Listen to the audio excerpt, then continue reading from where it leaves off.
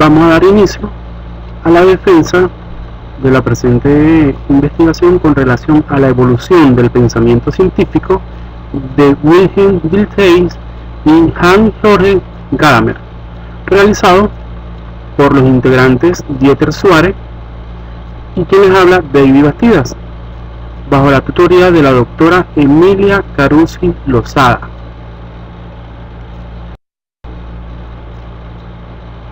Seguidamente tenemos lo que es el aporte al pensamiento científico de Wilhelm Dilthey, donde es importante destacar la biografía del presente filósofo, donde se puede decir que fue nacido en Alemania el 19 de noviembre de 1833.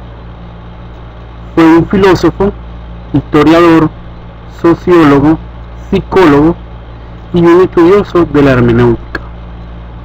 Sus padres fueron Maximiliano Dilthey y María Laura Euckes. Es importante destacar que por deseos de su padre, que era pastor y predicador de la corte de duque de Nassau, en 1852 se inscribió en la Facultad de Teología de la Universidad de Heidelberg. Allí asistió a las lecciones de Kuno de Pfister, que confirmaron sus intereses por la filosofía. Seguidamente, al siguiente año, se trasladó a Berlín para continuar allí sus estudios universitarios. Es importante también destacar que en el año 1874 se casó con Catherine Puckman, donde tuvo 3 hijos. Es relevante de una u otra manera también decir que dio clases de filosofía en la Universidad de Basilea, Kiel, Brussels y Berlín también. Tuvo influencias con diferentes filósofos como Immanuel Kant, Georg Wilhelm, Friedrich y Hegel. También enseñó lo que fue la lógica e historia de la filosofía en Berlín. También es importante destacar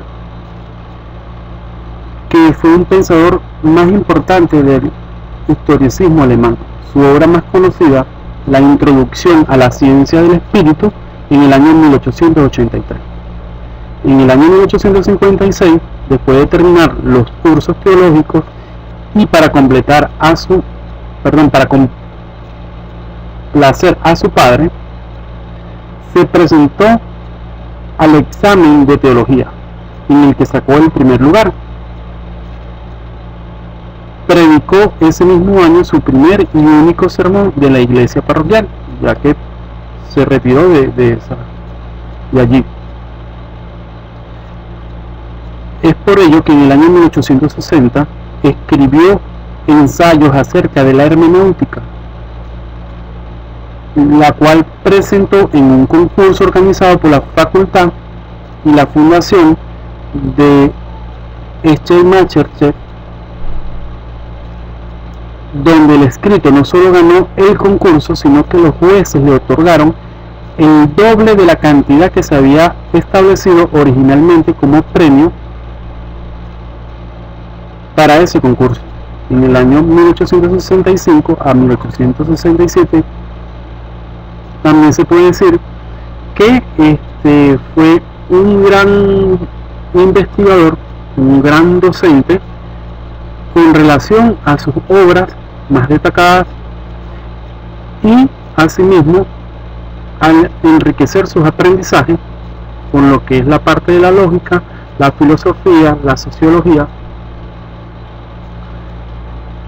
Luego, en el año 1911, el 1 de octubre, donde fallece en una ciudad cerca de Bolzano, a los lados del país de Italia.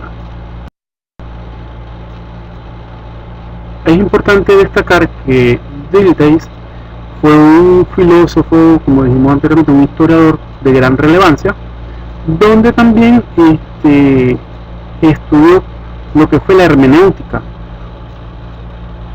la cual retoman con fuerza el tema de la misma, donde dice que es un clásico a la introducción a las ciencias del espíritu en el año de 1883, la cual fue la primera revista del occidente en el año 1956 que fue llevada a cabo. En él hace un esbozo de lo que considera que deben ser las ciencias del hombre en su ambición con restos del quehacer científico. Esto lo afirma el autor de Antiseric en el año 2010. En esta obra de Dilthey distingue entre la ciencia del espíritu y la ciencia de la naturaleza como base de la diversidad de los objetos que cada uno de ellos considera, que son de gran importancia para las ciencias del espíritu, donde se presentan a la conciencia originalmente desde el interior, en cambio a los de la ciencia de la naturaleza que se presentan desde el exterior. Asimismo, Dilthey impone como fundamento de la ciencia del espíritu la psicología analítica, donde afirma que éstas estudian tanto la uniformidad como los hechos individuales y que el tipo tiene por función de unir estas dos realidades opuestas del mundo humano. Y así enfatiza siempre sobre el tema de la comprensión de los otros, rol fundamental del comprender, que consiste en revivir y no de reproducir. Esta distinción en relación a la hermenéutica es interesante a los fines de establecer las distancias epistemológicas desde ya en los procesos de búsqueda del conocimiento mediante la diferenciación clara de estos objetos de estudio.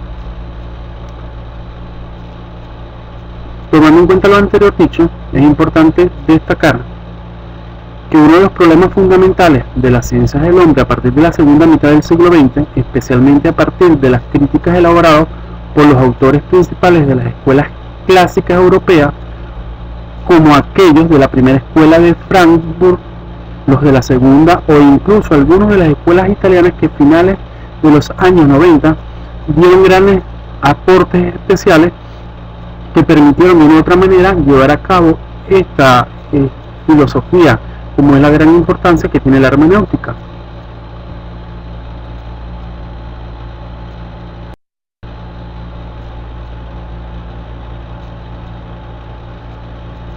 Asimismo, es importante destacar el proyecto diltheyano, que a su vez se le decía como la crítica de la razón histórica.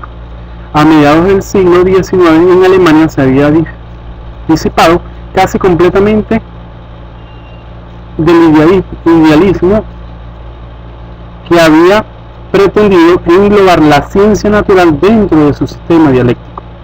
Esta tentativa de reducir la naturaleza a manifestaciones del espíritu provocó una reacción en sentido contrario a los círculos científicos y filosóficos, que sin embargo tampoco estaba exenta de peligro, pues a su vez reducían el espíritu humano a manera de producto de la naturaleza.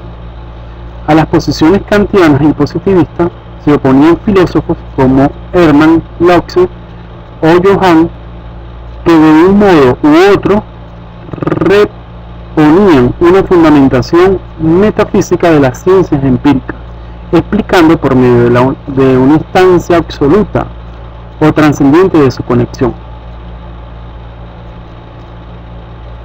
Posteriormente, desde el inicio de su vida académica, Dilthey se revela ante este falso dilema, por una parte en contra de las posiciones de tipo idealista, donde rechaza toda ciencia que pretenda explicar por medio de razones metafísicas o metahistóricas que gobiernen los acontecimientos humanos y guíen el curso de la historia hacia un fin que las transcienda.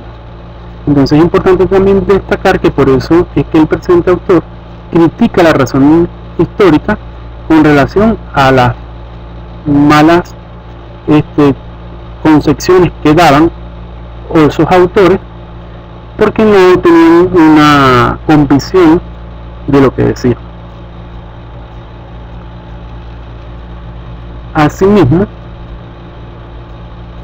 la crítica del intelectualismo kantiano, donde Leibniz Dilthey está convencido de que la teoría del conocimiento kantiano es algo rígido y muerto, y afirma que por las venas del sujeto conocedor construido por Locke, Hume y Kant no circula sangre verdadera, sino la delgada savia de la razón, como mera actividad intelectual. En efecto, Kant separa las estructuras del conocimiento de la conexión viva de la conciencia, reduciendo la vida y su procesualidad temporal a manera manifestante de la fenomenía, para superar esta consideración reductiva del conocimiento. El autor se ve obligado a revisar el a priorismo kantiano, replanteando el sistema trascendental de las categorías sobre una base distinta.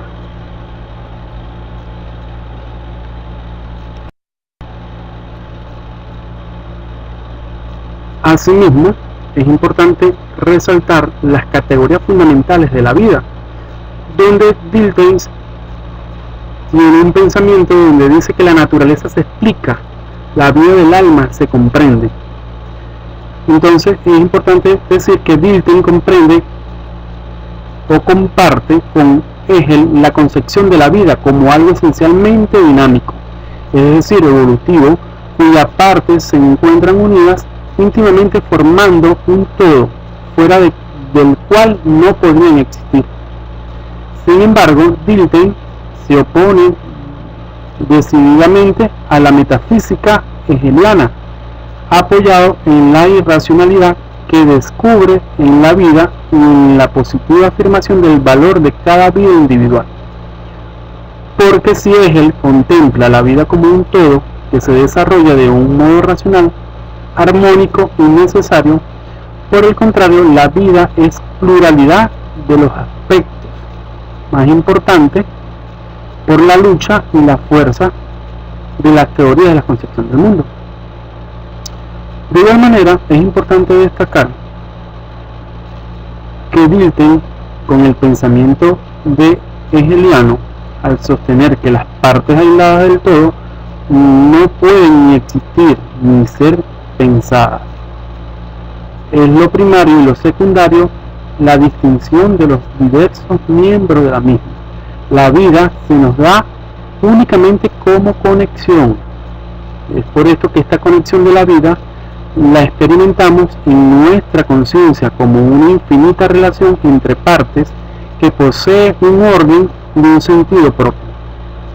Entonces es importante destacar que esta categoría fundamental de la vida para el Dilthey es muy importante, ya que como es relevante destacar que el proceso de la vida se desarrolla y surgen aspectos de gran importancia.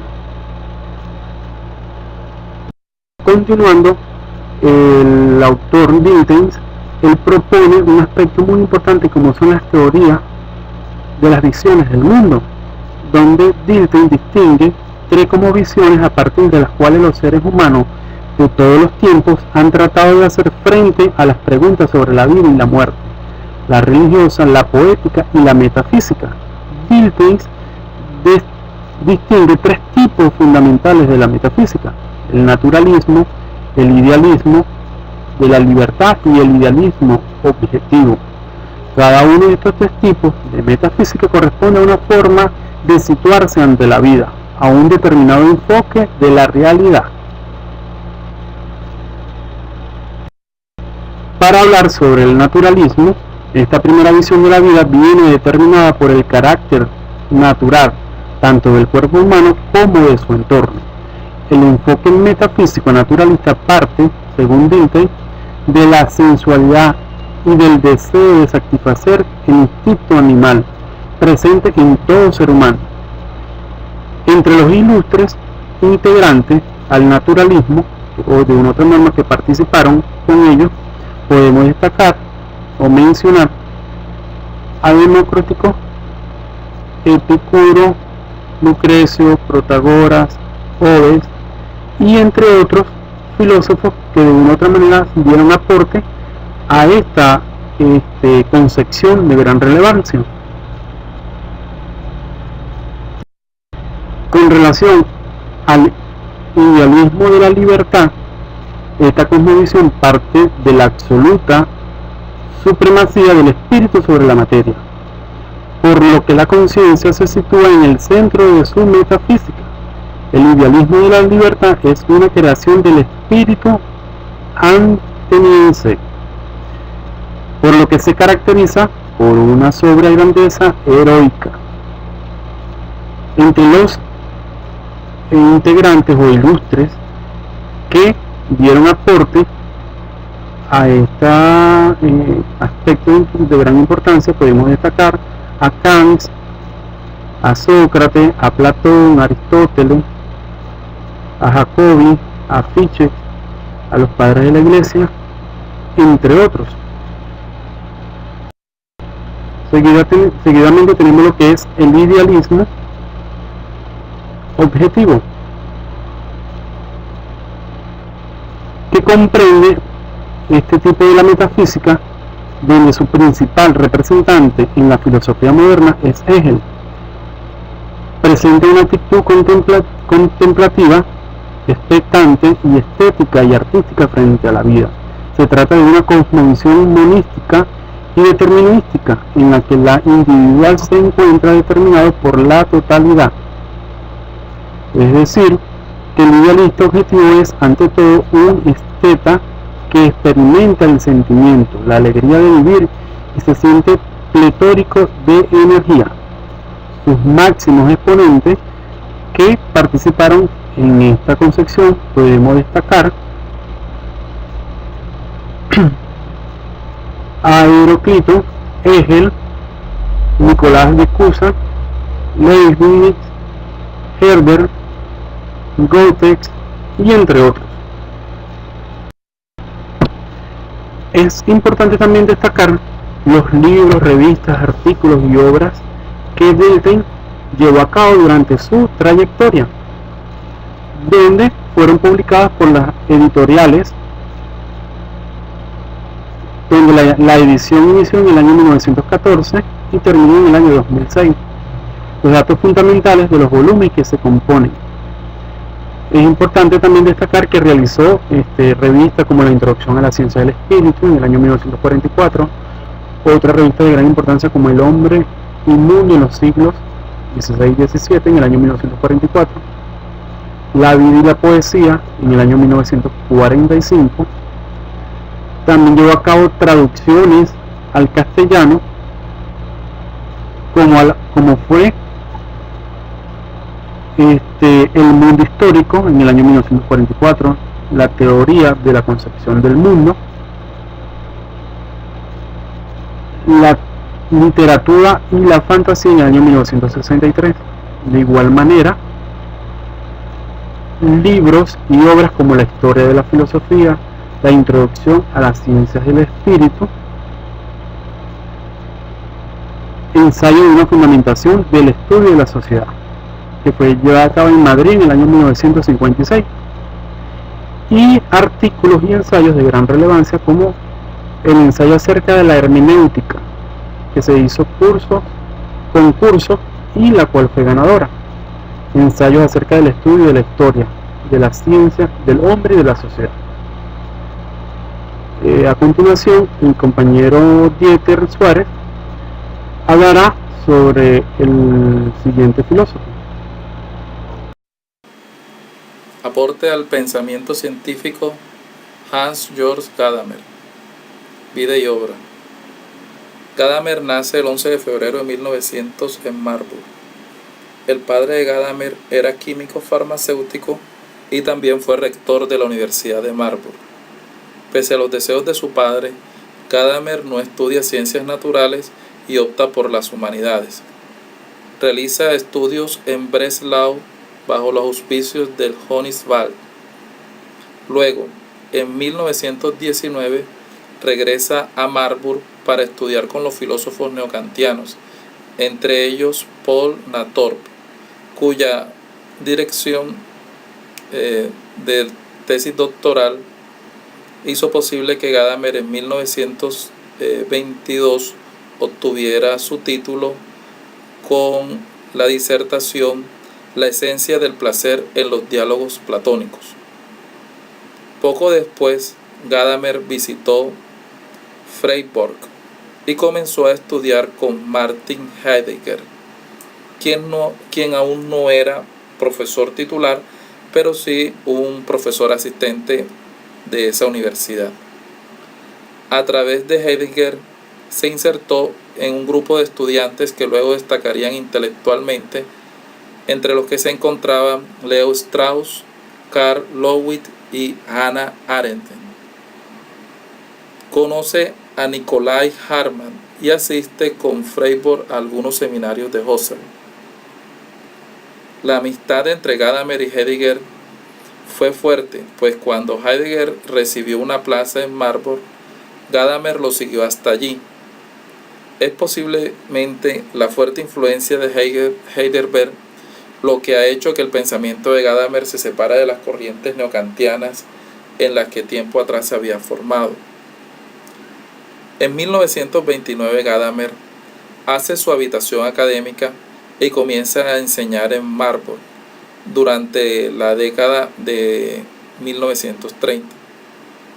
A diferencia de Heidegger, Gadamer siempre rechazó visceralmente el nazismo, de tal forma que se le puede considerar abiertamente antinazi. Jamás recibió un puesto remunerado durante los años que gobernó el nazismo y ni entró a formar parte de ese mismo partido. En 1937 fue profesor en Marburg y más adelante, en el 1939, fue llamado por la Universidad de Leipzig para ocupar la cátedra de filosofía y después en 1946 fue rector de esta misma universidad. En 1949 sustituye al rector Karl Jasper en Heidelberg, posición que ocuparía el resto de su vida hasta su pensión en 1968. En 2002 muere en Heidelberg el 13 de marzo a la edad de 102 años. Según Jan Grondin en 2003, las ideas del filósofo alemán Hans-Georg Gadamer han sido tenidas en cuenta y hoy tienen gran influencia sobre el panorama filosófico mundial. Hay que tener presente que la filosofía de Gadamer constituye un centro nodal desde el cual se establece un continuo diálogo filosófico con todas las corrientes de pensamiento, pero al mismo tiempo supone, por sus peculiaridades, un nuevo filtro desde el que se puede interpretar toda la historia de la filosofía. El hecho de que la hermenéutica gadameriana asuma la tradición como parte de su historia efectual significa también que su modo de ser está marcado por las interpretaciones del pasado. Platón, Hegel, Heidegger se erigen como soportes esenciales del entramado de la obra gadameriana. Gadamer es el fundador de la escuela hermenéutica.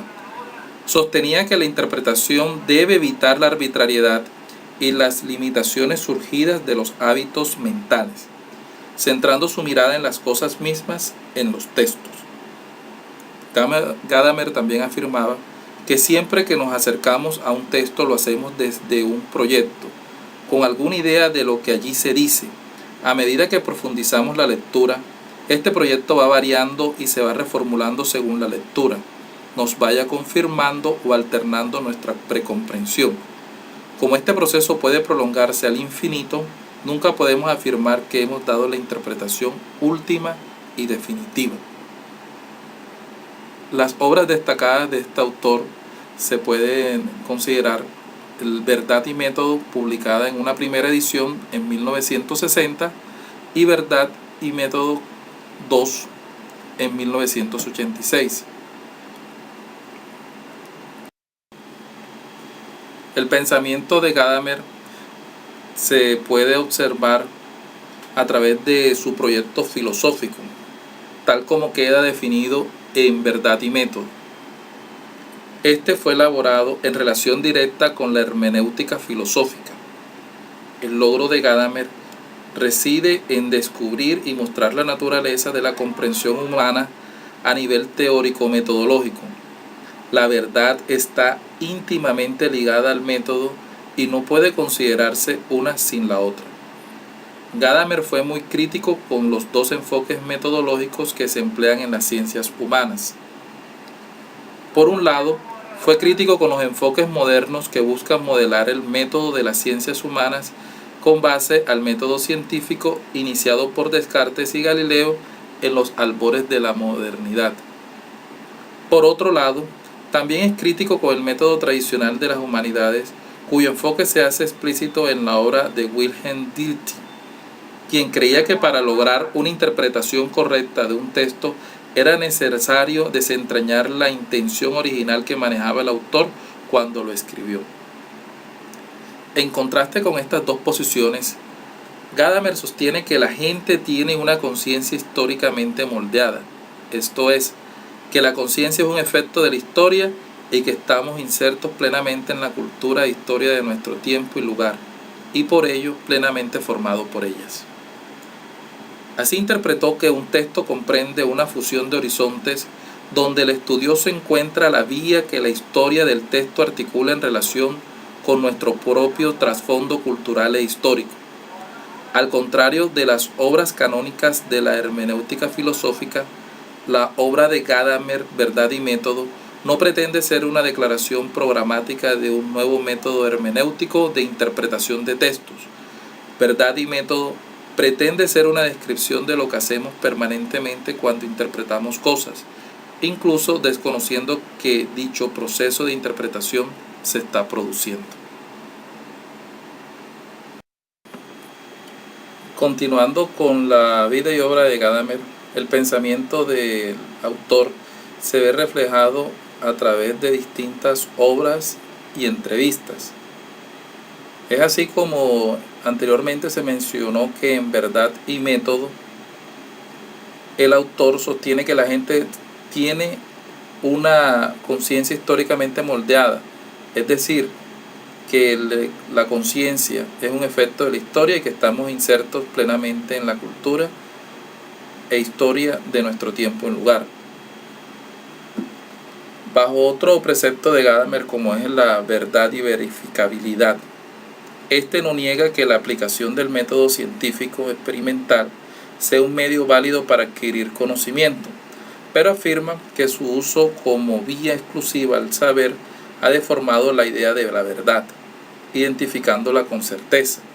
Desde esa perspectiva, solo se puede afirmar que algo es verdadero si se trata de un hecho o un efecto que se puede verificar o reproducir empíricamente, siguiendo los protocolos que indica el método científico.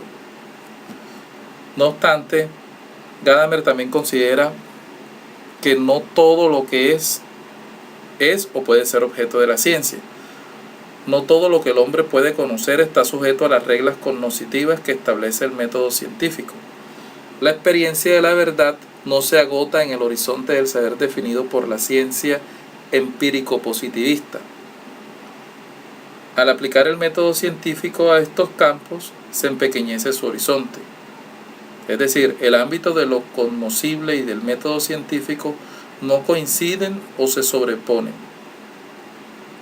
Es así, en el arte, cuando se intenta sujetar la belleza a unos cánones estéticos objetivos, se empobrece grandemente la experiencia originaria del esplendor de la verdad que en ella se encierra. Lo mismo ocurre con la historia, que se desnaturaliza y se hace incomprensible si se quiere construir una ciencia de la historia en la que los hechos históricos se estructuran por medio de leyes rigurosas y necesarias. Este problema se presenta cada vez más cuando se intenta comprender cualquier fenómeno humano, ya sea un escrito, una conversación o un evento público. El explicar y comprender para Gadamer estaba dado por el pensamiento de Wilhelm Dilthey, quien señaló en esta diferencia de actitud, utilizando la conocida distinción entre explicar y comprender, con el siguiente ejemplo: la naturaleza la explicamos, pero las creaciones del espíritu humano las comprendemos. Esto de la obra de Dilthey, Ideas acerca de una psicología descriptiva y analítica. Teniendo en cuenta la peculiar interpretación que Heidegger hizo de la experiencia de la historicidad, del arte y del lenguaje, la hermenéutica gadameriana prosigue en esa misma dirección, profundizando en la esencia del fenómeno de la comprensión como un fundamento de la experiencia del hombre. Para Gadamer, el hombre se encuentra existencialmente calado en el mundo abierto a él y constantemente en interacción con el ambiente natural y social que lo rodea. Se preguntaba por el ser del mundo, esforzándose por comprender al mismo tiempo la finitud y limitación de su propio ser. El hombre posee un carácter esencialmente dialógico. El pensamiento implica interacción, llamada y escucha, pregunta y respuesta.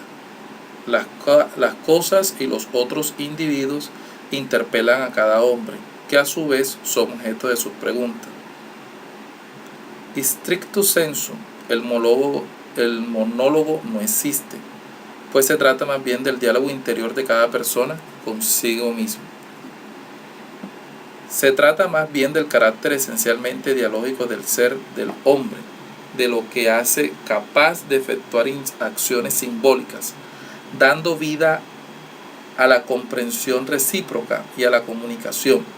El lenguaje vive en el diálogo y más allá de cada diálogo concreto, es el lenguaje mismo el que habla, como confirma Heidegger con intención provocativa. La comprensión y el lenguaje dan formas a las estructuras fundamentales del hombre y de su mundo. Gadamer expresa este hecho con una concisa frase de verdad y método. El proceso de la comprensión es circular. De algún modo su resultado se encuentra ya anticipado en los prejuicios. Pero no se trata de un círculo vicioso, porque la precomprensión es el horizonte insuprimible que hace posible la comprensión. Gadamer se propone recuperar el sentido positivo que poseen tanto el término prejuicio como la tradición cultural en cuanto a fuentes legítimas de sabiduría y que les ha sido negado por la modernidad ilustrada. La autoridad y la tradición no son impedimentos para el desarrollo libre de la razón, que habría de eliminar, sino más bien forman el marco conceptual y existencial de lo que genera la comprensión. La hermenéutica filosófica se perfila entonces como saber dialógico, es decir, que nace y vive en el diálogo. Aunque Gadamer acepta la contradicción y el contraste como estímulo necesario para el pensar y preguntar, su concepción dialéctica se aleja del modelo hegeliano. El diálogo para Gadamer es un proceso que no va más allá de la superación dialéctica, que elimina la posición del interlocutor. Por el contrario, el modelo en el que se inspira la hermenéutica gadameriana es el diálogo socrático, ya que el pensamiento nace en el seno de la comunidad dialógica en la que se pregunta y responde buscando un objetivo común. Y para responder hay que saber escuchar. El diálogo es un intercambio recíproco. Hay que saber dar de lo nuestro, pero también aprender a recibir lo que los demás nos dan, dejando que su experiencia complete la nuestra sin miedo a cambiar por culpa del diálogo. La filosofía estética de Gadamer es la fundamentación de la hermenéutica filosófica en el seno de su obra Verdad y Método. Su pretensión fundamental es mostrar hasta qué punto, ante la experiencia estética, las ciencias naturales y su método particular topan con una barrera infranqueable.